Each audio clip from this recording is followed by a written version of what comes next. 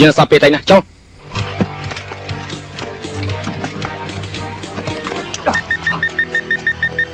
លោកមីងជាកាន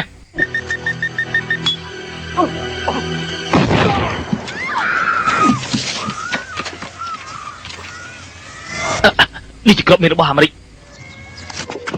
លោកប៉ាជួយកូនមកជួយពួកយើងផងកុំផ្ដេសផ្ដាស់ទាំងអស់គ្នានៅស្ងៀមណានៅសល់10នាទីឆាប់រៀងមកទៅ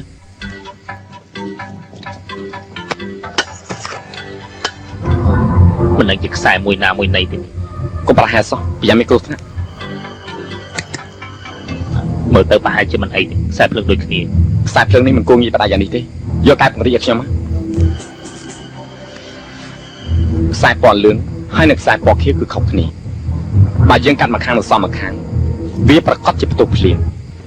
អ្នករៀបចំក្របបែកនេះមិនមែនជាមនុស្សធម្មតាទេកម្មទីក្រមសៀតមែនឥឡូវចាំខ្ញុំសាកមើល